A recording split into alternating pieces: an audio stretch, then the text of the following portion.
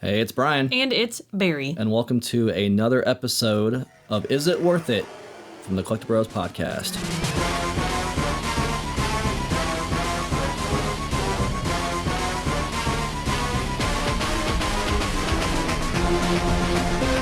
Welcome back to the Collecti-Bros podcast, and if you're new here, we are a video game collecting podcast focusing on the collecting aspect of the hobby. If that sounds interesting to you, welcome. If that doesn't sound interesting to you, don't let the door hit you on the way out. For more Collecti-Bros, check us out on YouTube and talk to us in the Discord. Brian, what are we doing on Is It Worth It today? Today on Is It Worth It, it is Godzilla Domination for the Game Boy Advance. I decided to pick this game because it's one I had as a child, and truthfully, I love my parents so much. I didn't have a GameCube, and this was the only access to the Godzilla game. I remember just begging for Godzilla Destroy All Monsters Melee because I'm such a huge Godzilla fan. It's literally the first thing I started collecting was my dad would go to conventions and get me and Nate Godzilla figures on the shelf behind you. There's a million Godzilla figures.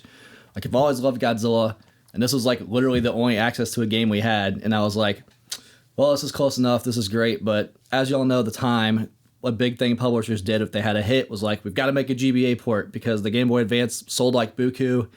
You could take it portable, it was cheaper to make, and I remember at the time being man, this game just is not as good as Godzilla Destroy All Monsters Melee, but upon replaying it with a new set of eyes, it's not even in the same universe as that game. It's a completely different kind of game. The only thing it shares in common with that game is the box art.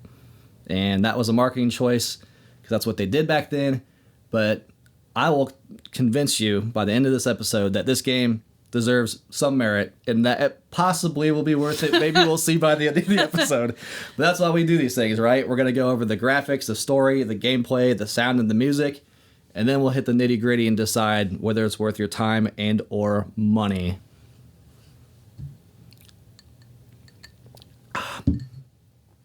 All right, let's cover some grounds first.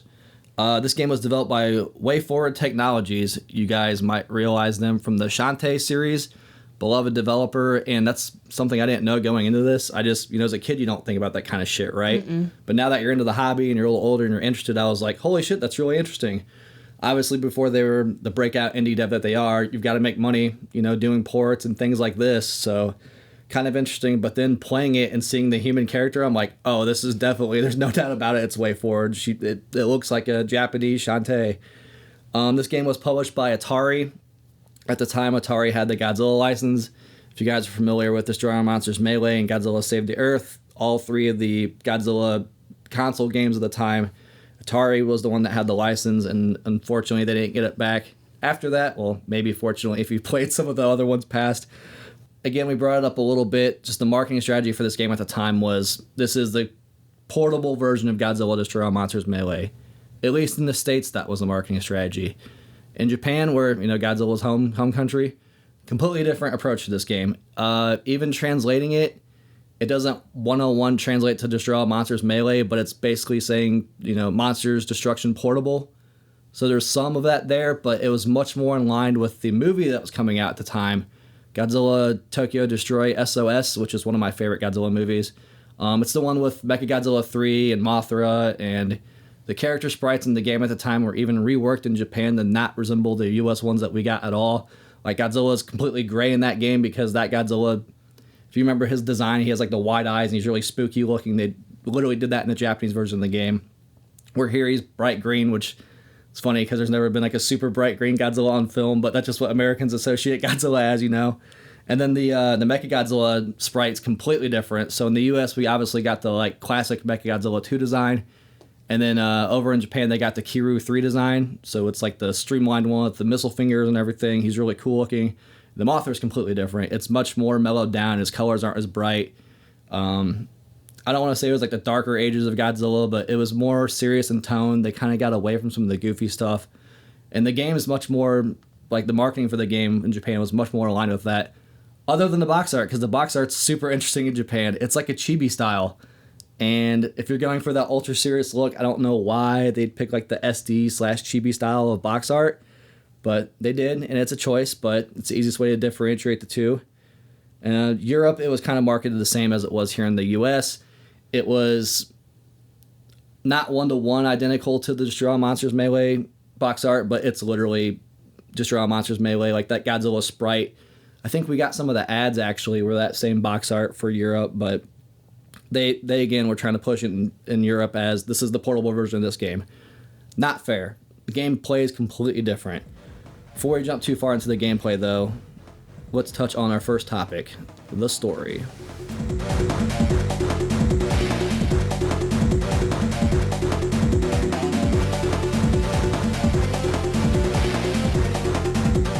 Want me to rip? Yeah, rip it. All right, so our story, in typical Godzilla fashion, and just to be clear, so like the first movie for Godzilla, obviously there's a lot of like historical relevance to it. It's basically Godzilla as a representation of the atom bomb, right? So like it's very serious. But then later we got a bunch of goofy shit where they're like, hey, these are just monsters beating each other silly. In the early 90s, maybe even late 80s, they tried to change it a little bit and make it a little more serious, you know? This game lies somewhere in that kind of goofy fun area where the story of this game is that Meteor X is a giant meteor hurling towards, not Earth, but Tokyo 2. Because I don't know why they didn't want to name it Tokyo, but it's Tokyo 2 is what they keep referring to it as in the game. Basically, as this meteor is hurling towards Earth, it's emitting some sort of rays or beams that make the monsters go crazy, and they're all up in a frenzy, and they're tearing everything up.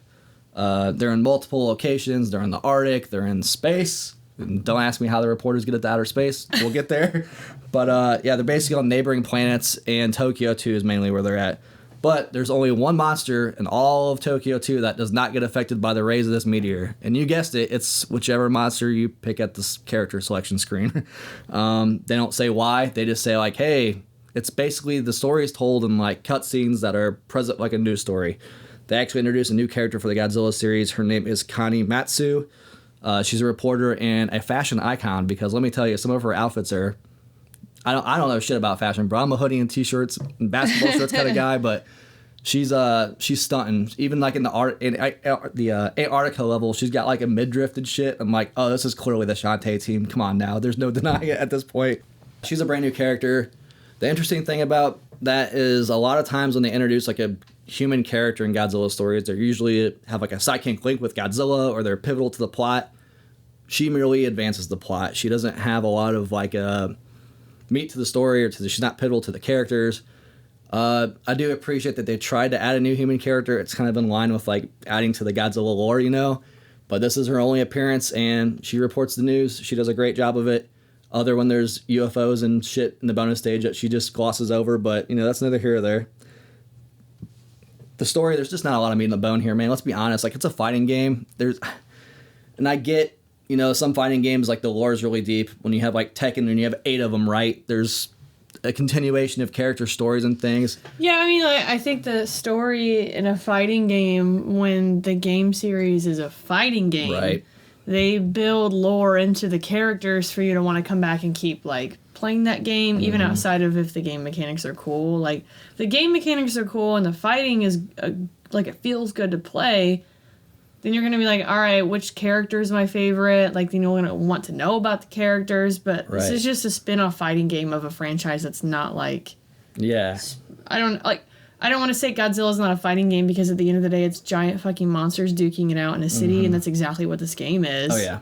But I'm not expecting a deep lore, story from a spin-off of a non-video game franchise. And let's be honest here. As one of the world's biggest Godzilla fans, it's not like you're going to get riveting Godzilla's tales unless you're watching the 54 film or maybe -1 where it kind of tackles some issues about World War II. Most of the time it's like, big monster, come from space. Uh-huh.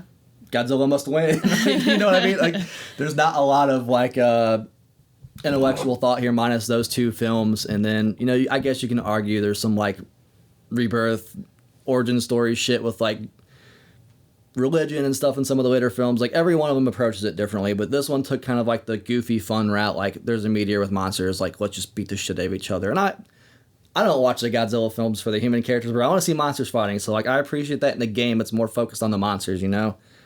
I will say as far as the story, like you basically progress from zone to zone to, I guess, slap the monsters out of madness. They don't really explain why you're fighting them. They're crazed and they're frenzied, sure is what it tells you.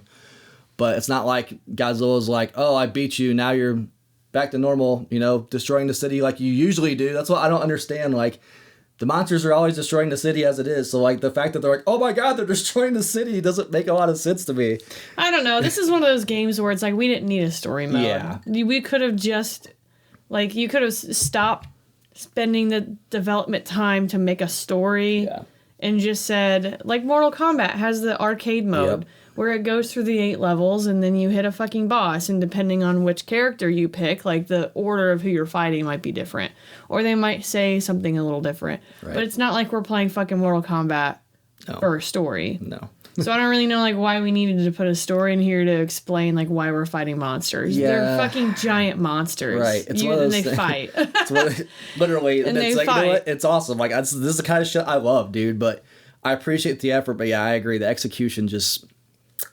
I don't know. I don't appreciate the effort when it's half-assed. Like, I'd rather you just not and then spend that time doing something else. Like, there were supposed to be more monsters in this game and it got cut. And so instead of having a half-assed story, you could have cut that and gave us the other monsters to fight with, because then maybe my playtime would be a little longer. Yeah. I don't know. Like, yeah. No, for sure. I like the way it's presented, though. I'll say that. I like that's a newsreel. Like, that seems appropriate and thematic. But yeah, I agree. It's when you do see a cutscene, it's literally like, oh, they're fighting in the Arctic, let's head there, and it just goes to the Arctic. So there isn't like a progressing story, but I do like the way it's presented. No, you could have had could have had the same lady doing a cutscene introduction to the versus matches, right? Where it's like, so Barry here, we're witnessing the fight of Ghidorah versus Godzilla, and then it pops up on the fucking screen, and then it goes into the fight. Like, I don't know. Yeah. No, that's true. Yeah, especially the more you mention it, when you say what was cut, because there was a lot of shit cut. Let's be honest here. Yeah. Yeah, some of that RAM on that Game Boy Advance cart could have been utilized a little better, I guess. There's not a lot more to cover in the story. I will say, in typical, I don't want to say fighting game. This isn't a traditional fighting game. It's a brawler. That's what it feels like, a brawler to me. You fight. So, like, if I say it, I apologize. Like, you fight. My bad. Yeah, I mean, it's an arena brawler. It's kind of really what it is. It's not something like Turtles, where you're going through a level and brawling, or Golden Axe, something like that. Like, you're in an arena and you have a space to move around, but it's really just a brawling fighting game. It's an arena brawler is what I would call it. Yeah, if anybody that's ever played King of Monsters, think more of that instead of, Tekken or Soul Calibur, which is an unfair rap, because, like, again, the marketing for this game was, hey, this is Destroy All Monsters Melee, which is a fighting game. Portable, but it's not. It's a different game. Really quick, last thing on the story. It is like typical fighting game fashion. When you do beat the boss of the game, which turns out it's Mecha Ghidorah that's on the meteor influencing all the other monsters. And it doesn't make a lot of sense why it's Mecha Ghidorah. Like, he had to be built and pieced together, right? But he's just on the meteor. Turns out originally it was supposed to be Biollante, and then they changed it to Mecha Ghidorah, which makes a little bit more sense. But now it's proportionally fucked up. Right, yeah. The boss is, Mecha Ghidorah is huge. He's got some big old thighs, boy. Right. But, I mean... Itty bitty head. And that's just, definitely, it was like, okay, if he was a giant, towering, flowering Biollante you see at the end of the film, it's like, that makes more sense. They were like, dude, we don't have enough time to rebuild that sprite from scratch, just reskin it and build the top heads. They were like, we need to animate the heads, and the bottom doesn't do anything but jump. Right, literally. Yeah. But once you do beat that boss, it's not even I don't want to say cutscene. It's a slide. So, like, you see it in the video. Godzilla is literally him going back in the ocean. Shocker, that's what he does after he's done with his tail in every movie. There's nothing funny. There's no, like, Tekken scenes where it's like, oh, the panda bear can speak this whole time and shit like that. It's all just very much like, oh, Ghidorah's flying back to his planet. Megalon's going back underground. I don't know. And maybe, I don't want to say it's an unpopular opinion or uncommon, but, like, we don't need a story in every game. It's okay to not have a story. Yeah. Like, we don't need a story mode. It's okay to not have a story mode. Like, don't waste our time with a story mode when it's half-assed. So... And saying, like, honestly, for, like, a portable... The game that goes so quick, too. This is a brisk game. Yeah. Like, let's be clear. don't waste my 30-minute playthrough on storytelling when I could have got another level out of you, It's just like when we talk about which category would be like our weakest spot, like story is the weak spot for me. And I think in this instance, it having a story that's a bunch of nothing is worse than not having a story at all. I can accept not having a story at all. Yeah. It'd be like, okay, let's make an action-adventure RPG Godzilla game with no fucking story. And I'd be like, what is this? That would be different, right? I'm confused. Like, it doesn't match the format, but it's a fighting game. I don't need a story, and I would be fully satisfied without one. Even more so because it's a fighting game. Like, you don't need to give me a reason why the monsters fight. No, we all know the monsters fucking fight, yeah, bro. That's every Godzilla. People that never watch Godzilla is like, oh, that monster's going to beat up that monster, right? Yep, it's not rocket science, bro. So, story by far is this is the weakest link. And I think even if this game didn't have a story and we were like, okay, let's get to the story category, there is none, I wouldn't consider that the weakest link because it is what it is. Yeah. Like, it's not weak and it's not strong because there's no story. It's just there's no story. Right. And it's fine because it's a fighting game. But now there is a story, but it's not fine because it's a fighting game. Right. No, that makes sense. Yeah, it's definitely the weakest point, in my opinion, for this game is the story. But again, it's almost like an unfair criticism. But like you're saying, the fact if I didn't know there was cut content, it'd be one thing. Yeah, I think that changes a lot of my opinion about the quality of the story that we got. Yeah. I think maybe, and there are some games that do this too, where they don't really have much of a story, but they have some kind of compendium or history thing or some kind of, what are they called? There's like fighting games will do like profiles and stuff. Yeah, and codex. something like a codex where you can go and you can read up on things or like it, it only has 6 characters, 7. But if it had a codex where it was like Godzilla, and then it gave you the information about like what his first movie was and blah, blah, blah. That's all text. Yep. I don't think that needs to, we don't need a rotating sprite or anything. No. You can just have like some text things that come up. Just put the loading screen sprite up there. They're pretty. gives you some information about them. I would find that interesting. Like that could be a story for me. Yeah. Right? Like if you cut a story mode and was like, here's a codex that gives you the story of Godzilla and the characters and then the actual game is fighting. Like, I would consider that a story mode that gave me enough to be considered, like, there is a story here, and if you want it, you have to go get it. Yeah, it's optional, But I'm also here to fight monsters. Right, if you don't give a fuck, you can skip it. That's Geez, what are you doing? Coming up with ideas that work? We don't do that around here. No. But no, I agree. I mean, there's not a lot more on the story. Let's just move on to, I think, one of the highlights of this game, the gameplay. I made something out of nothing, apparently. He's good. For the content, boys. That's Moving on.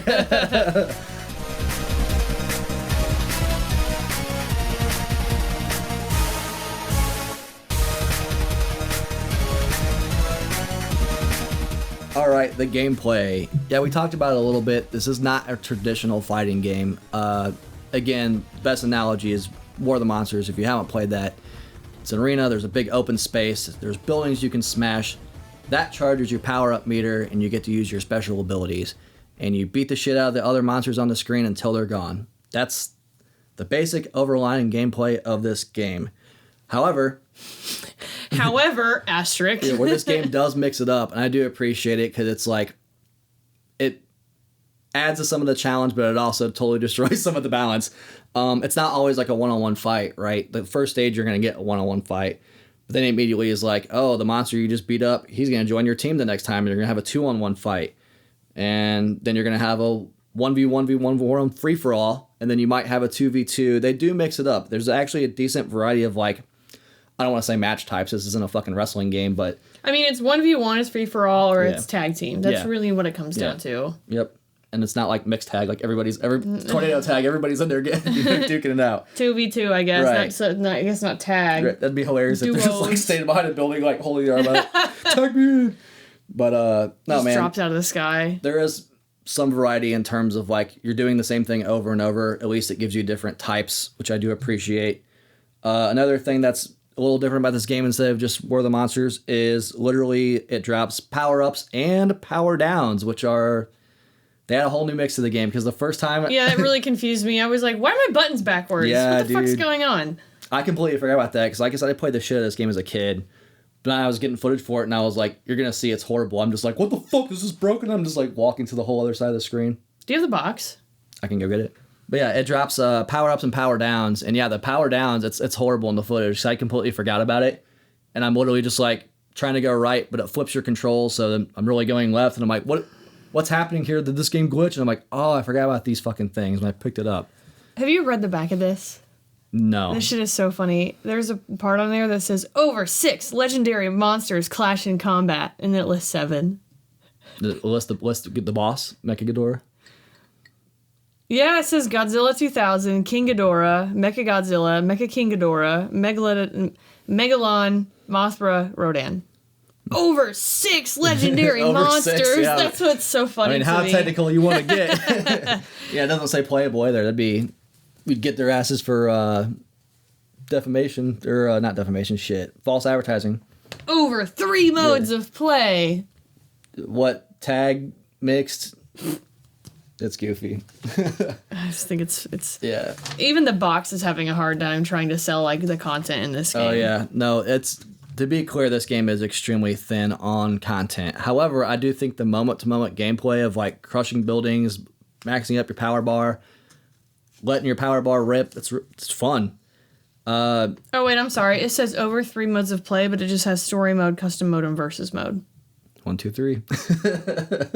Say how technical you want to get. Are the settings, the options considered another mode? Yeah, yeah, because you already talked about it. There's no gallery mode or anything. It's literally what I described to you, picking up power-ups, fighting other monsters. That is the game. Like, let's be very clear here. This game is extremely simplistic. Your power-ups are health up, rage up, and that's that meter you're talking, the rage meter to get your special. Slow down.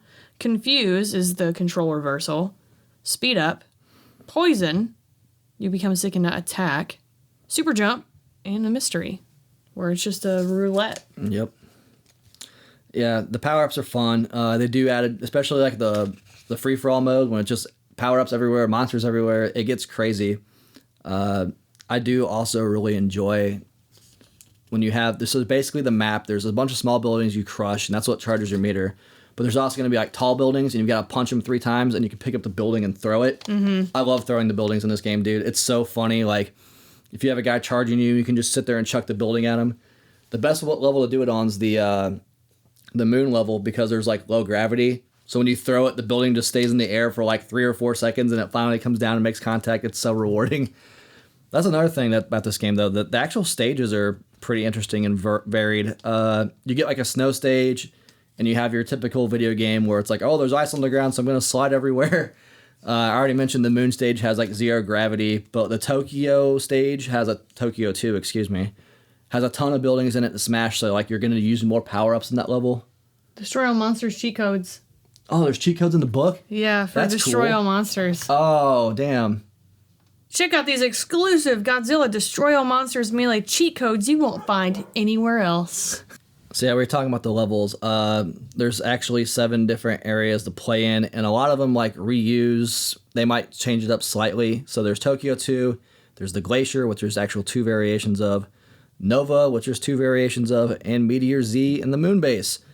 I do appreciate the levels that do add more variety, like the sliding of the snow level. That's really cool to me, and it just adds, for a game lacking content, you need shit like that to kind of keep it moving.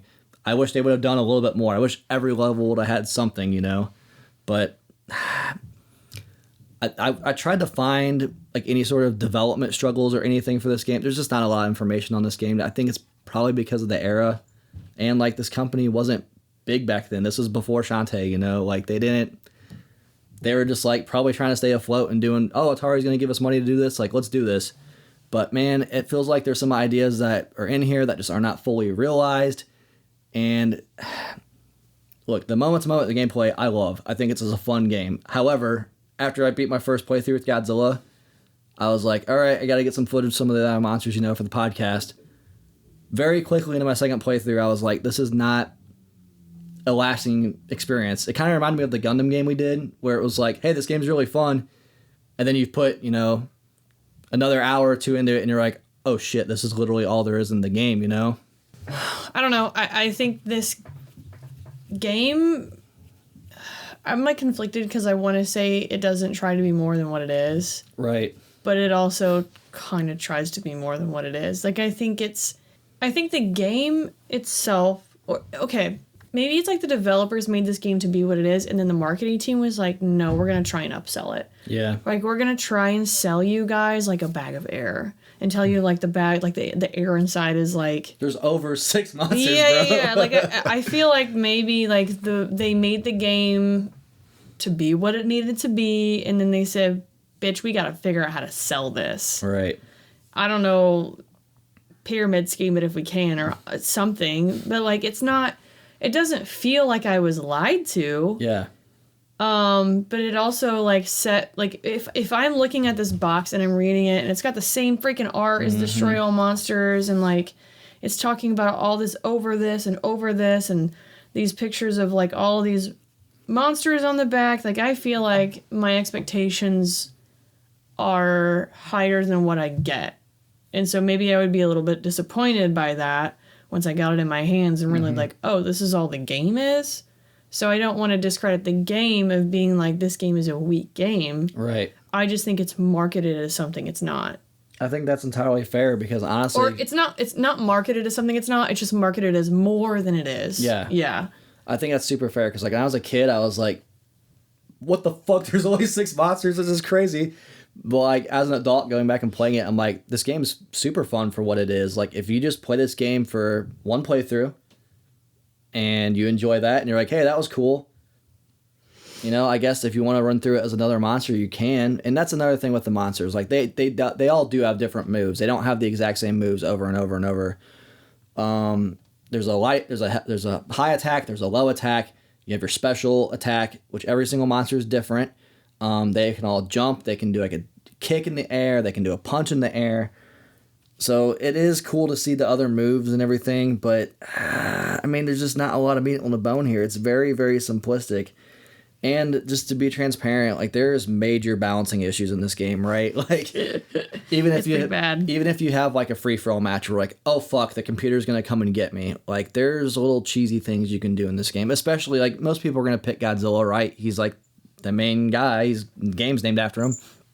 But yeah, you can do this dive kick with Godzilla where the sprite takes up like a fucking huge portion of the screen where he stretches his leg out, and it's like, it's so un-Godzilla-like. It reminds me of like Liu Kang in Mortal Kombat where he does his high kick. But you can just get it, if you get to the enemies in like the corner of the screen, bunch them up and just high kick. Wait till they stand up, jump, high kick. I just stood there and mashed the button. Yeah, you can just spam the shit out of everything. Like, there's no... Yeah. And that's the thing. If there's difficulty, like, you can change it on a number based from 1 to 10, low being the 1 being the lowest and 10 being the hardest. But it doesn't really change the difficulty. It just makes it cheesier. No, the game isn't really a fighting... That's why I don't want to say this is a fighting game, because we don't have combos. Like, it's a brawler. You're mashing the button and you're just punching the shit out of things. Like, you have 2 ground attacks and then you have a jump attack. Mm-hmm. Or, like, depending on if you hit A or B, like, your jump attack does the same. Like, with, what's it, Megalon, like, this jump attack was 1 drill arm, and if you push the other button, it was the other drill arm. Right. Like, it wasn't anything special. So, like, yeah, his and was, like, straight, and then he had one that was, like, kind of angled, but... And you can't, like, combo, like, do a up, down, whatever, you know, get a cool... Hadouken or whatever, you know? So, you're relying on 4 moves, and then just walking around and smashing buildings until you can get a power-up move. Pretty much. But then they don't give you an opportunity to get a power-up move if there's no buildings. Yeah, there's certain levels that are missing buildings. There's, like, the moon has some. Like, there's some, but then also you get put in a position where if you're trying to play a 4-character match and all of the buildings get smashed in the first 5 seconds because there's just 5 monsters, how else are you going to get a power-up? I don't have a power-up. I don't have a way of getting a power-up, so I'm just going to stand on the corner and I'm going to beat Mothra's ass into the ground by smacking him with the tail. And I'm going to wait until the sprite stops blinking and it stands up, and I'm going to hit him again. Like, that's... Yeah. Why else would I do anything else? There's no incentive to do anything else. When you run out of buildings, you turn to a dairy farmer really quick, bro. It's like, what type of cheese you want, because you're getting it. Like, it's... I'm milking, brother. That's the thing. Like, it's not just... I think the ability to choose in this game is very easy, which is a balancing issue, but also the computer will straight up do it to you. When you crank the difficulty up, it's like, oh, okay, I can do this, it's over. Like, it's rough, man. It's not even hard. That's another thing. It's not difficult.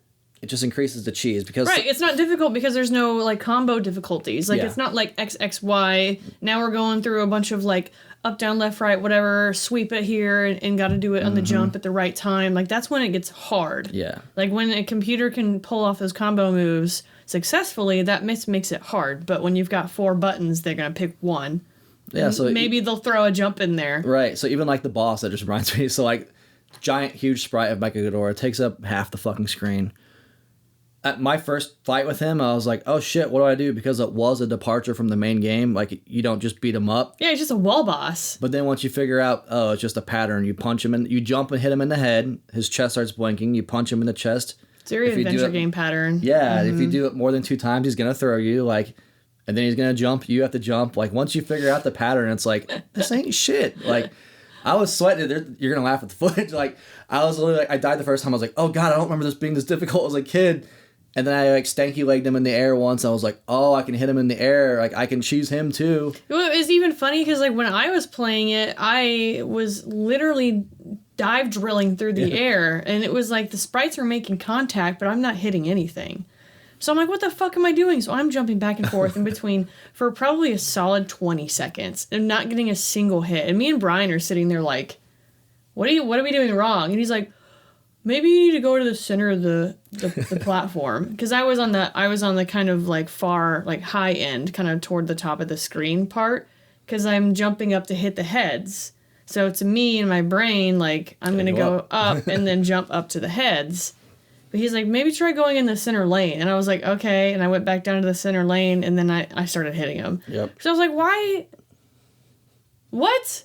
Yeah. You know, like you put out 2-dimensional space, like the hitbox didn't make any sense whatsoever. No. I was like, all right, I guess. That final fight, you can tell it was like, oh shit, we gotta get something out, because it doesn't even operate like Mechagodora. Like, he doesn't fly and shit, he jumps. Like, why the fuck's he jumping? It's so weird. Like, and then the fact that it just wants you to do a very specific thing to beat him, it just kind of adds to, like, there's some major balancing issues in this game. Overall, I did have fun getting to that final boss, but this game would have been so much better as like an actual side-scrolling brawler where you're smashing through the city and you encounter one of them and you gotta fight it on a screen. Right. And maybe there's like multi-tiered levels like in some of the other ones where there's cliffs you can jump on and jump up and down to kind of make like a pseudo 3D. Yeah. But it's like, let's stomp through the city and collect some power-ups and take over some like little peons, and then, oh, there's Ghidorah, let's fight his ass. Man, he's and like, the fact that you bring up, like, hey, maybe some pseudo 3D stuff, like, that's what's fucked up. Like, there's so many, like, ideas that just aren't fully realized. Like, there is bonus stages in this game. Mm-hmm. The bonus stages take place on the, Tokyo 2 stage, and it's literally just UFOs that come at you in a straight line, or they might zigzag, and you got V-formation jets. Right. And if you blow them all up without getting damaged, you get 2,000 points. That's not fun, man. Like, it deviates from the game. And we talked about it. It's like trying to be an arcade game. Yes. And I'm like, we don't give a shit about points on a Game Boy Advance. Oh yeah, and if you die, you lose so many. It's not even funny. Like, it's insane how much you lose. Like what are we doing with points in the game?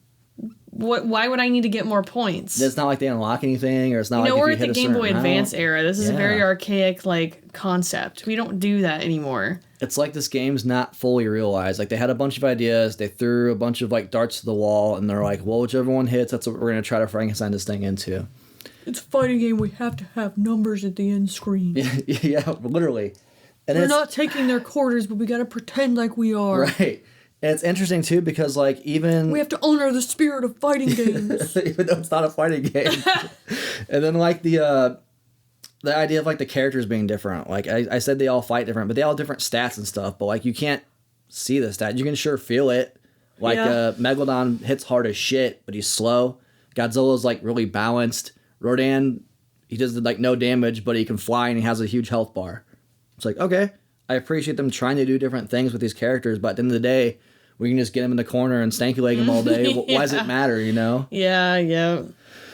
There's just so many things where it's like, this game, in my opinion, because my first playthrough, I think I even texted you, I'm like, hey, this game is way more fun than I remember. And then I got the rest of the footage, and I was like, yeah, I'll save this for the episode. Like, I think, honestly, one playthrough of this game is a blast. If you're a Godzilla fan, like, I had a smile on my face the whole time. Like, oh, this is goofy, this is fun. And then you start realizing, oh, shit, this is all there is. Like there's no seasoning on those mashed potatoes. It's instant mashed potatoes and there's no seasoning. This is truly I have 5 minutes of time. Let me play a game. Yeah. And this is all it's going to give you. Anything past that, it's nothing. It just shows you how smooth-brained I was a kid. I spent hours playing this motherfucker, bro. Hours. But, I mean, we've said this before, like, there's a lot of games that we play hours of as kid and get really good at that I would never touch longer than, 5 now as an adult, but that's just because that's all we had. Literally. When I was on a road trip with my Game Boy Advance, it was like... Do you know how many fucking times I played Jackie Chan Adventures? But do you think I have the patience for it now and I have, like, 1,000 other games to play? Not really, right. Yeah, my biggest summary for the gameplay of this game's a fun little different adventure. It's not Godzilla Destroy All Monsters Melee. For about 35, 40 minutes, you're going to have fun. After that, I'm going to say proceed with caution is the best way I can describe it. But, hey, I think, honestly, my biggest high for this game, the graphics. Let's jump in.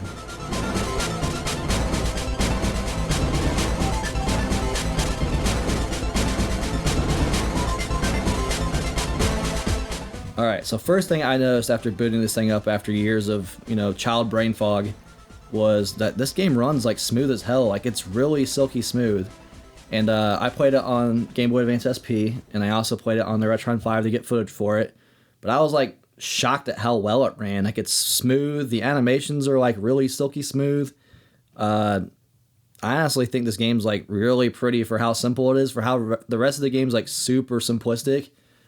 They put some heart and soul into the attention to detail. Like there's small things like when you're in the Tokyo 2 stage, you smash a building, there's little red like pixel embers of like the building burning, and it's really cool on the Game Boy Advance. Like I didn't notice it too particularly on the SP, but once I put it on the Retron and it was on full screen, I was like, oh shit, that's a nice little detail they didn't have to do. And then the like the monsters animations, like they all have idle animations, like Megalodons, like drills like spin. I think there's no confusion of who you picked. Like you look at the creature and you're like, that's definitely who it's supposed to be. The graphics for this game are awesome. Like the sprite work's really cool. I love this like old style of hand drawn. It looks like Super Nintendo sprites is what it reminds me of. They're big too. Yeah, and they move. Like Ghidorah has this move where he jumps in the air and does like this bicycle kick. And it's really cool. Like it's super fluid. There's no skipping frames. Like, yeah, they spent some good time into the sprites. I mean, there's like the jump. You could have easily. And you see it sometimes with other sprites where they're supposed to jump and it doesn't necessarily... They don't model the actual action of the person or the creature to jump. They just kind of crunch it. Like they'll crunch the sprite at the knees and it'll clip. And then that's the spring where it's like, I'm going to squish it and then jump it back up and then it's going to go up in the air. But this one, like... They have a full on like the whole sprite like goes down and like jumps up proper like a jump and then does all their shit in the air and then comes back down and you can see like their legs move correctly. Right. They don't crunch just to like shave the time of like animating an entire function or an action. It's like they actually made them jump properly instead of just crunching it like you see in a lot of other stuff. Yeah, and it's really noticeable on the levels with like 0G when they're up there for a minute and it's like, oh shit, they actually took their time on this. Like I think there's not even one out of all the characters you can pick, there's not one that's like, oh, this is the lacking one, which usually there is, or usually they'll do color swaps and shit. It seems like almost all the time in this game went into modeling the characters, and all the animations are awesome. Like, all the special moves are super cool. Godzilla's fire breath looks like Godzilla's fire breath. Yeah, they could have easily made Godzilla and Mechagodzilla look very similar.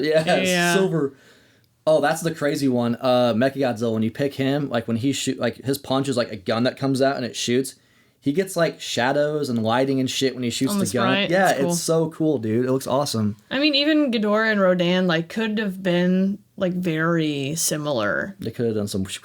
I mean, like, even if you look at them, they're two kind of large-sized, yellowish, dragonish looking monsters.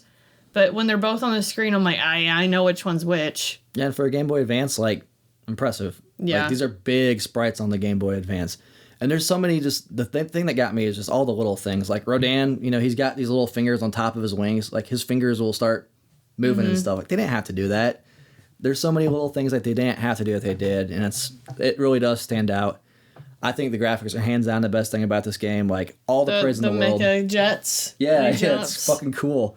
And then, like, his spin attack, like, his kick attack, his lower half of his body just spins really fast. But it's really fluid, and it's like, they could have just been like, oh, we're going to take the idle frame and just, like, literally spin it. But they took time to sit there and animate it. It looks like a gear.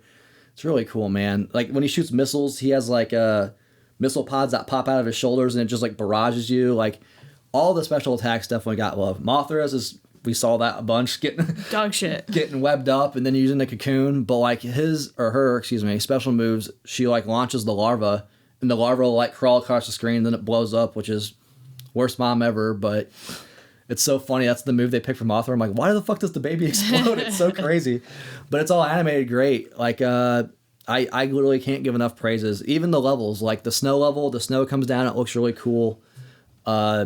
The moon level, yeah, there's not a lot of buildings, but like there's a sense of depth. Yeah, for sure. I think that's a really good way to put it. It's not just like moon, horizon line, sky. Like there really is a sense of depth and like rotation, or not rotation, but like a spherical like form to the level where they really did give it such a slight curve, so it looks like it is going off into the distance and then curving back because it's the moon. Right. And there's not really. I mean, there's a little bit of mountains in the background, but the mountains drift off to a point, like a distance. So they, outside of just the couple levels where you spring up to another cliff, like there is a sense of depth in some too. Yeah, that's the thing. I think it's a good, solid variety. The levels all look great, and like the fact that some of it affects the gameplay and stuff, like the snow with the sliding, like it's awesome. I wish there was more of it. You know what I mean? But the graphics themselves, like. I don't have almost any. I can't think of a negative. I'm trying to think of like, oh, but there's also this. The graphics are killer. Like the graphics are great. Like hands down, my favorite part of this game. Even the like between the levels, it'll give you like your matchup screen. I think those sprites are really cool. Like they're fucking huge. They're colorful. Megalodon's is kind of funny because it looks like he's like flexing, and then like you don't have a bicep, bro. It's okay, you don't have hands, but they're great. I think the colors are bright. Like it's very. Kind of looks like a cartoon, which I kind of like. It's like cartoony bright, you know. It stands out for sure. If you saw this thing running, you'd be like, bold. Yeah. Bold is what I think you're thinking of. Yeah, it's a good way to put it. And it's such a I want to see the Japanese version so bad, like in motion, because like the contradiction is like the Godzilla movie at the time got darker, and then for them to make this choice of the game to be like, let's make this brighter. It's really interesting.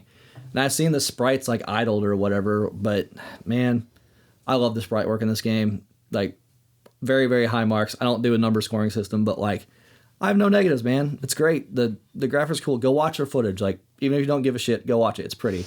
It's beautiful art, man. All right. With that being said, it seems to be the consensus out there. A lot of people really enjoy this developer's music. Does it live up to the hype? Let's move on to the sound and music.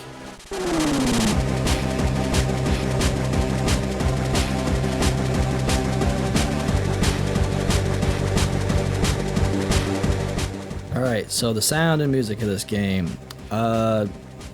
In typical WayForward Technologies fare, Jake Kaufman does the soundtrack for this game. You'll know his work from Shantae. He did the music for Shovel Knight also. The music of this game for a Game Boy Advance game, I like it a lot, man. I think it fucking slaps. It's upbeat, it's energetic. I think thematically it fits the stages. The music's awesome for this game. I actually really enjoy it. I don't have a ton of familiarity with Shantae personally, but I know it's like one of the highs of that game. Everyone just praises the music. But this guy did like, you know, Contra 4 also, and Contra 4 is great. They've got a name for as far as the composer, especially for a Game Boy Advance game. You know, it's pretty cool. It definitely stands out. I will say the problem with this game being so short, some of these tracks you're gonna hear back to back very quickly. And for me, you know, there's only, 8 stages? They repeat very, very frequently. I don't think that's the music's fault per se. That's more of a gameplay's criticism. But the music's good. If it was like idle music on a menu, I'd be like, okay, cool. Like, I dig it. It stands out on a Game Boy Advance. And obviously it sounds better through like the computer speakers or a headset than did the Game Boy speaker. But again, I don't think that's criticism of the music itself. That's a hardware limitation, you know? The music for me is interesting because it's like not Godzilla music, but like what is Godzilla music? Well, for me, it's very like symphonic. I think of like yeah. There's certain Godzilla songs like we talked about in our PS4 episode that like you need in a Godzilla game, and that's a very fair criticism that you mention it. There's not. It's like what.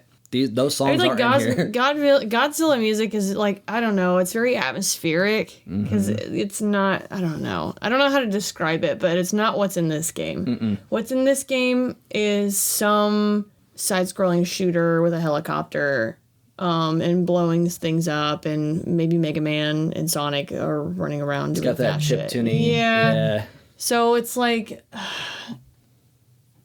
it's like a bullet shooder. It's like bullet shooter music to me. It's very fast paced. It's drum and bass. Yeah. So I don't want to say it's bad because like the songs are decent. It's just thematically they just don't make sense to me. I don't know if they knew what they were doing. If they were like, here's what we want for a Godzilla game. I don't know what the music sounds like in Destroy. It's the Godzilla Destroy music, all monsters. bro. It's the normal. Okay, so I don't. Godzilla themes. Yeah, I don't know. This music doesn't hit really anything for me. It's like you could swap the sprites as like other monsters and call it some other game, and it would be the same shit. Yeah. So it's kind of even the main theme song, or like the opening credits or like the opening title screen, is not like Godzilla. It is a choice that they didn't even try to do like a chiptune version of like the main Godzilla theme. Yeah. Which that's the thing. So I know like Toho is extremely protective of their copyrights. So it makes me wonder if they like were just like, hey, we're not gonna like bastardize this. You know what I mean? But there's no, like I said, that's just pure speculation. There's no proof of that. But I that's the thing. I try to judge this as like its own thing, right? But I do think it's a fair criticism. Like if I say in the last Godzilla game episode we need Godzilla music, like yeah, I mean I can't Godzilla music. Yeah, I can't like look at it as its own thing. It's a Godzilla game. You know, it's not. If it was if it was just branded as King of Monsters and they called them other names to like get around it being a Godzilla game, it's like, all right, sure, but like this is a Godzilla IP game, like it needs the Godzilla stuff. It's like, I don't know, them making a Pokemon game and it not having like any music related to Pokemon. Like Pokemon music is we all know what the Pokemon music is, right? And every single one has different iterations, but they all still generally sound like Pokemon music. So Godzilla needs Godzilla music. I'm trying to think if like the old Godzilla Game Boy game had the Godzilla. I don't remember. It's been too long since I've played it. God damn it! But that's the thing. You could do a Godzilla chiptune version of it. Like some of the songs are really simplistic. Like, every single Final Fantasy has their own flavor on like the normal notes that hits in there. This is the Abomination. No, this is Abomination to Godzilla music. That's the thing. I like this music, but I think it's right. Like if you're gonna have a Godzilla game, you need that Godzilla theme, at least the goddamn theme. This is just some music that they picked from this guy's library and was like, "Hey, here's a sample of a bunch of music that I've done. Like, what are you guys thinking for the game?" And they're like, "Oh, you just gave us the music. We're good." I could see that. Honestly, it's how some of the rest of the games like Frankenstein together. I don't have a time machine or anything, but that might have been what happened. Yeah, it feels like, hey, we had someone who makes this kind of music. We're not going to pay him to make custom shit. He already gave us a library and the license, so we're going to call it a day. That's the thing. Like, if that music wasn't like, Shantae or Shovel Knight, you wouldn't be surprised. It's like, what I want is a sample of a library from this guy, and I say, that's the guy that we want to make Godzilla music. So then he puts his composer flair on making Godzilla music.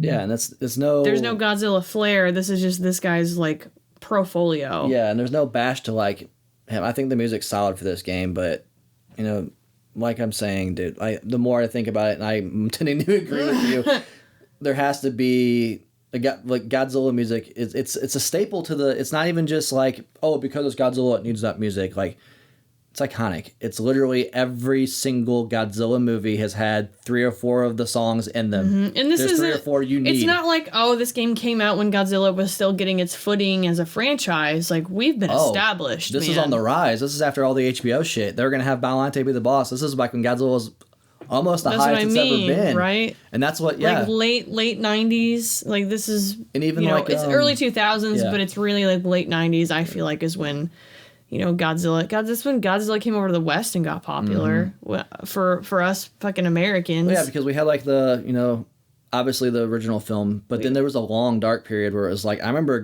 some of the earliest memories I have with my dad going to conventions and like collecting in general was like tape trading, because you didn't get the movies over here, Yeah.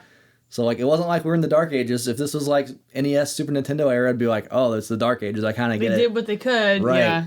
But this is literally after HB fucking O was like, yeah, we want to help get these Godzilla movies like out to the, Western audience. Like, highest it's ever been, I still don't think I need to criticize the music. I think it's good, but... No, the music itself is good. Yeah. It's just not for this game. And the more I sit here and think about it, and the more you convince me... It's just not for this game. It's wrong. It's wrong music, wrong game. That's all it is. The sound, though, I do think the sound's awesome. Like, crunching the buildings, it's like, it's very thumpy. Like, it was crazy the first time I put it on the headphones. It's like, what the fuck? It's loud. Like, the Godzilla roars there. They nailed that, which is even more evidence. Like, okay, cool, you can nail the roar. We can get the iconic roar, music, but not the rest of it. All right. And, like, all the specials, they all sound different. All the beams sound different. Like, the sound effects are cool. Like, you're crunching shit. It is a loud little game coming out of that little 10-speaker. Like, the sound design is good. But yeah, I do think the more we're sitting here and talking about it, I'm like, God damn it, man. Like, I think the final nail in the coffin's like, you got the roar. Like, as soon as you push start the game, roar, it's perfect. Okay, cool. Now get the fucking music. Some of it is really simplistic, man. You could have done it. Now we have to sit here and just like twiddle to answer this next question. The big one. Is it worth it?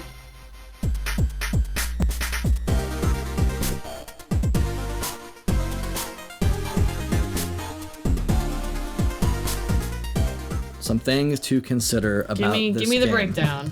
The breakdown as far as pricing and what you're going to pay to play this game, because this game is only available on the Game Boy Advance and never went to any Nintendo e-stores or anything like that. Loose cart, you're looking at about like $35. Not horrible, just a cart. I do like the cart label. It's Godzilla screaming at the sprite. Pretty sick. Complete in box. That's manual. I don't have a fucking little holder for my cart, but it's in there. Right around $100. I've seen some of them get sniped for like 80, 88, 89. But, you're looking at about $100 complete for the US version. Now, this is where it gets really interesting, and I did not know about this until I was doing a little research for this episode. Yeah, the UK version, this is really funny. My app says complete in box, it's like $65. Go on eBay and look how much this motherfucker costs. There's only 2 out there, and they're around $200 each, US. And the box art's completely different. Like I said, it's more aligned with like the PAL version of Destroy All Monsters Melee. It's got little silhouettes of like the monsters in the bottom of the screen. I don't love the box art. I think it's like too CGI for me. I know the American one is too, but like that's what we grew up with, so I think it's more of a similar image. I think the Japanese one's cool with the chibi style. It's a lot different. However, in Japan, they got a version that comes with 3 little chibi figures, and god damn it, I need this thing, man. I can't find it anywhere. There's not a lot of like high-res pictures. There's a couple of videos on YouTube of people opening it, but it's got the 3 monsters from the film at the time that was coming out. It's Godzilla, it's Mechagodzilla, and it's Mothra, and it's like, well, damn it, these are cool. They're just the little plastic mold figures, and they're clear, and they have like glitter and stuff in them, but they get bundled with the game. Like, what a cool little... As a Godzilla collector and a video game collector, I'm like, oh my god, it's 2 of my favorite things combined. Yeah. Like, I need this. I can't get a price on it. There's none on eBay. The only one I can find, there's a couple of them on like proxy sites. So I don't know. I might have to do some gambling after I get everyone's Christmas presents after the holidays. But I want one of these things really bad. I didn't know it was a thing until doing some research on this. But just quick summary, NTSC US, you're looking at like $30 for a cart. You're looking about $100 for complete in box. Again, we've talked about it in previous episodes. That paper box, you're going to just pay the tax. Throw a handheld on top of that, you're just going to kind of pay the tax. $100 for an exclusive, not crazy. If you just take the game as a collectible, not crazy for a $100 exclusive. But if you're taking it as a complete meal, entree and sides, man, there's just not a lot there. I mean, my first playthrough I did, and I was going slow to try to let the slides develop for the story and shit, and I got like 35 minutes of footage.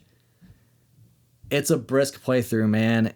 It's a game you beat And as an adult, I mean, how long to beat says 37 minutes. Oh yeah, right on the money. So I think I saw the world record on YouTube was 9 minutes.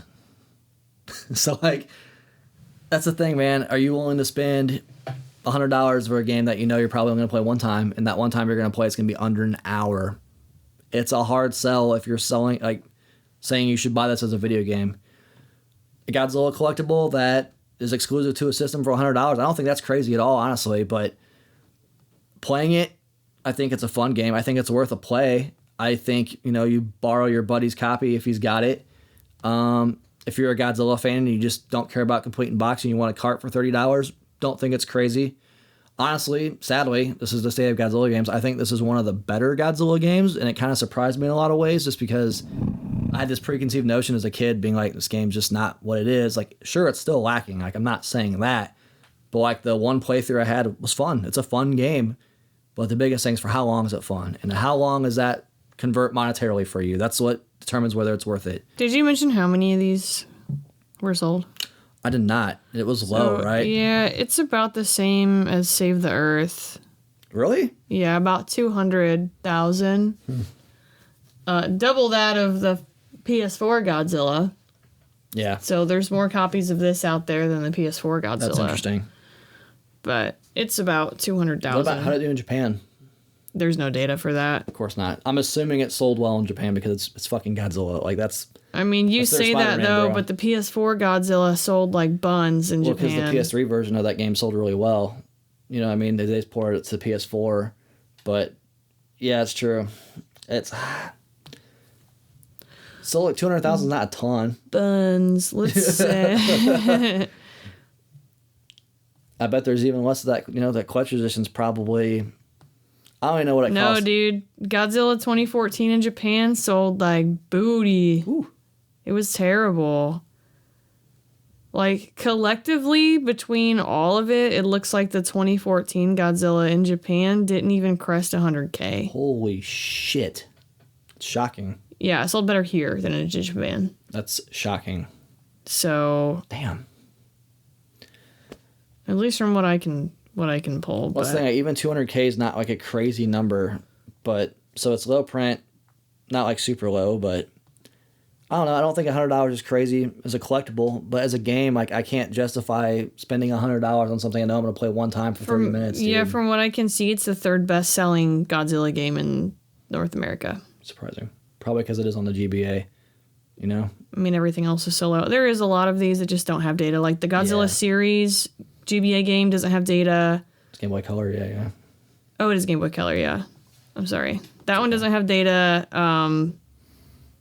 The Game Boy one doesn't have data. But between like Destroy All Monsters, Save the Earth, Unleashed, like it's... Destroy All Monsters on Xbox. Yeah. GameCube Destroy All Monsters, everyone just shat their pants for. Yeah, it's a did it choice, have, I think. Did it have any like Four Swords where you could play the Four Swords GameCube disc and then slot in the cartridge and they communicate? Nope. It didn't have anything for that? Nope. Wow. This game does do something cool where you can system link this game with one cartridge and play multiplayer with one cartridge. That is one. Shout out to this game for that. That's pretty cool. That's probably where all the money and the technology went, I guess. I don't know. Maybe. But again, like, okay, cool. You're going to play a couple rounds and beat them up with your friends. You're going to advertise you need one cartridge to play it with multiple friends. Why would your friends buy the game? It's a thing. And where do you even see that on the fucking boxes? I don't. Like. Yeah, it's down here. Oh, it's, multiplayer games require a new Game Boy Advance game link. Yeah. Four-player fighting with single or multi-pack link. Oh, there you go. And then that's another thing, too. So, like, knowing what was gutted from this game, we lost 2 extra monsters. We were supposed to get Anguirus, who I love. That would have been awesome. And then Gigan. Like, And you lost your your boss. Oh, Biolante, yeah. Biolante. Yep. Biolante, thank you. But then, if you're looking at the Japanese version of this game, you get 3 different modes also, where basically you get a mode where everybody always has a special meter at all times. Mm-hmm. So it's just fucking chaos because everyone's doing special moves. Isn't there like a survival mode too? Yeah, there's which this game needed that. It needed something to be like, if you're going to be doing the same thing over and over again, let's just mix it up a little bit. Like in the US, we got robbed I don't even care about the sprite variations. We talked about that, but like, I don't know. I feel like I could cheat a survival mode if I got him in a corner and locate the fuck out of him. I'm sure you could. I probably could play this game for about 4 hours. Extend the longevity of it. I'm sure you could, but like that's the thing. Like why did we get robbed of those modes? Like it came out in Japan first. I don't get it. Yeah, and that's kind of it's not so much anymore with worldwide releases, or I don't want to say ports because they're not ports, but like multi-language releases. They don't really cut content. Like they develop for multiple languages as the game develops. So a lot of the times, like in this era, they had to port it to, okay, we're going to make the Japanese one. Now we're going to port it to, I don't want to say port, but we're going to localize it. Yeah. And they just changed a whole bunch of shit for whatever reason. And they've localized it after the fact. And it's almost like the Japanese one went through like, not quality testing, but like consumer feedback. It was like, oh, well, the Japanese one didn't do so hot with blah, blah, blah. Now we're going to change that one for the American market. And I'm like, but you're changing it for the American market for Americans. Like, we didn't play test. They didn't play test the other one. And they would do that a lot. But they don't do that so much anymore. So I'm wondering, like, why some of the decisions were made to cut from the PAL and the US one, and I think it's just time constraints. Maybe. Did you know if Game Boy Advance region free? I'm not sure. Let me look. It is not region locked. Holy shit! Buy the Japanese cartridge for this game. Like someone sniped one on August 30th for $9. You're not gonna miss anything if you know who Godzilla and Ghidorah and Mothra and all the monsters are. You're gonna recognize who they are. You got about 5 moves to pick. So it's not going to be hard to play, and then you can tell when your health meter is high or low. You don't need the English version to like figure this game out. It's super simple. And like, dude, there's people getting carts on here for $10 plus like $20 shipping. It's like $30 for the cart, same price, more content. Mm-hmm. You'd be a fool. Like I'm a collector and I love Godzilla, so I want both. I'm glad I have this, but like I can't justify spending $100 on this bare bones game. Like. As a Godzilla collectible, yeah, dude, it's a good Godzilla game, but Would you have spent $100 on this if you hadn't played it? Yes, because it's Godzilla, not because. Here's the thing: it would have been. I like monsters and stuff. I love kaiju. If this was like Monster Mash, beat 'em up, destroy Tokyo, I'd be like, that game sounds really interesting. I mean, okay, regardless of like your personal history with Godzilla, you're like, I want the Godzilla games. I like Godzilla. Let's not talk about how personal Godzilla is. Sure. You need this game for your collection. Would you buy it without even knowing the gameplay? Yes. I would not be happy after playing it. I think that's the best way I can summarize it. I think it's a fun game. The problem is it's fun for 30 minutes and that's it. I can't recommend buying this game to someone who doesn't. Oh, if you don't give a fuck about Godzilla, hell no. The Godzilla games, like, as collectors, and I think that's kind of a difference between like a collecting and a playing like podcast. Sometimes is there's an aspect to collecting that is very different, that is very hard for some people to understand. For sure. And it's like we collect the good and the bad, and like we know the bad, and we still like justify it to ourselves. And like trying to justify that to somebody else, they're not going to get it. Oh no. They're not going to understand why somebody would pay $1,000 for Snatcher, like they're not going to understand at all. No. So there's nothing in this game that I could get you to understand why you should pay $100. There's nothing there. And there's an argument to be had about some of the other things that we've done on the podcast where it's like, yeah, man, like if you're into games like this, like you're well worth your money on this one. But it's like, this has nothing. I have absolutely nothing that I can even devil's advocate backbone stand on $100. $100, you're gonna get some of the best sprites looking on the Game Boy Advance, and like that's kind of it, That's the thing, because it's like it's weird because this game deserves some criticism, right? Especially for lacking content, especially for balancing issues. But like I didn't hate it, so to sit here and be like just a fact, no, I've done that on the podcast for games I didn't enjoy and have fun with. Like I had fun for this game, but my biggest things for at that price point, how long are you going to have fun with this? No, I think $30 is reasonable in kind of this climate of game collecting. Yeah. So, like, yeah, if you're interested or if you like the Game Boy Advance or if you do like Godzilla, like $30 is a pretty easy pill to swallow.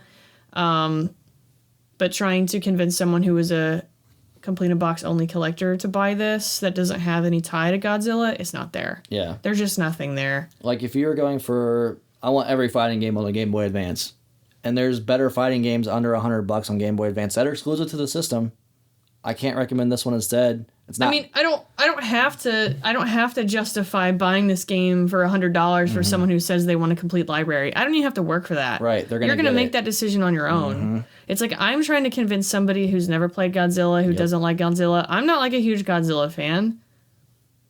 And there's nothing in this game that would want me to buy it. No. Like, I have yet to play a Godzilla game that I would want to pay out the money to have. Spoiler, you're not going to find one because we just played one of the better ones. Like, they just don't exist. I mean, yeah, the Shroud Monsters Melee and stuff, those are fun, but they're best, what the fuck's GameCube's greatest hits called?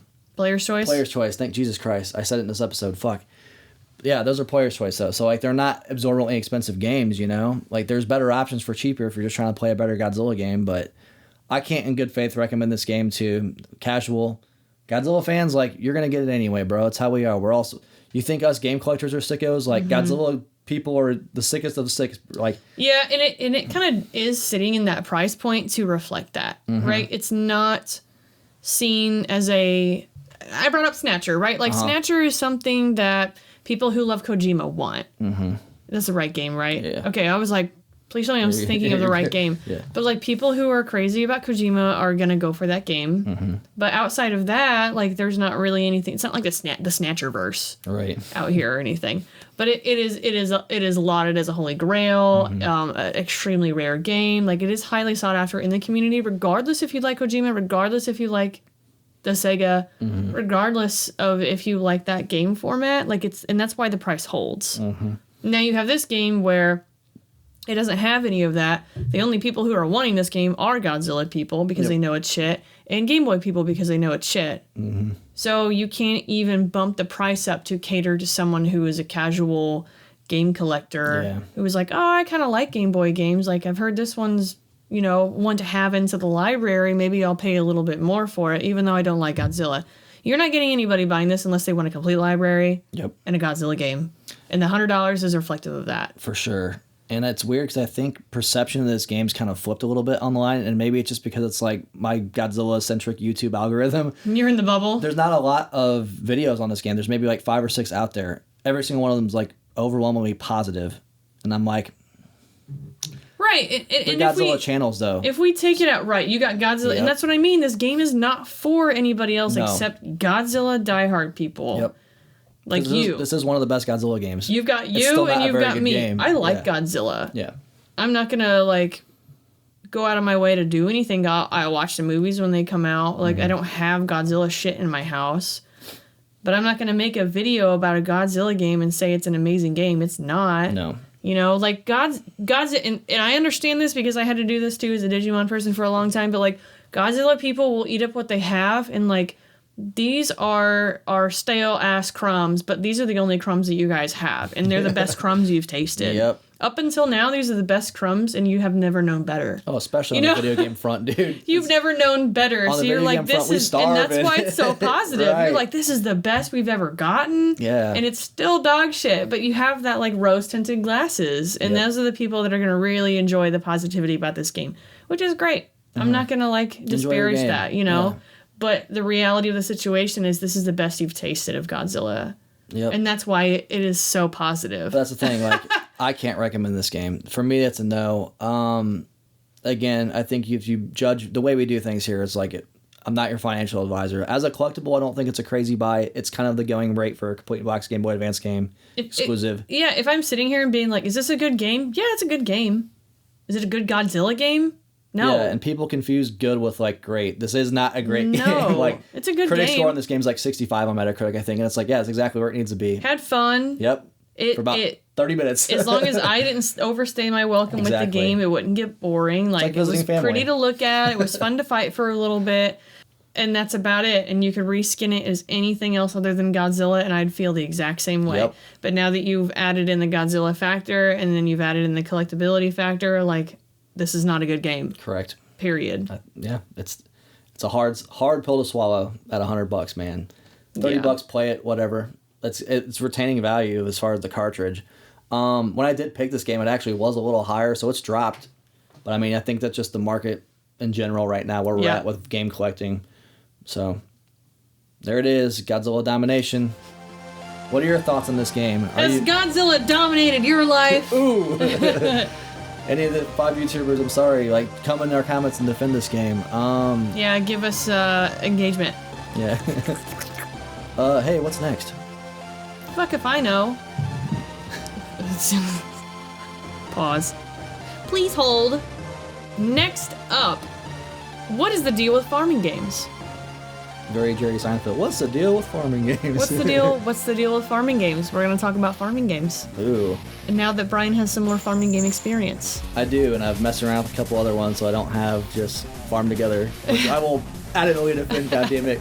Look, after playing this super simple game, let me defend another simple game, alright? Farming games are not simple. Okay? Oh, hell no, they're not. They get All crazy. Right. Better shut your mouth. Oh, no, hell no, dude. This other one I checked out, Professional Farmer, dude. Woo, yeah. You thought Harvestman was like, oh shit, these are strict timers. Oh my god, Professional Farmer, dude. Woo! Yeah, farming games have gotten very popular, I want to say in the last five years. For sure. Surprise, I wonder why. So we're going to talk about farming games next time on the Collecti-Bros podcast. Thanks for listening. Thanks for watching. However you're choosing to view this content. Batman Beyond, Glass Ceiling Shatters, Collecti-Bros, out. The joke has devolved so far at this point.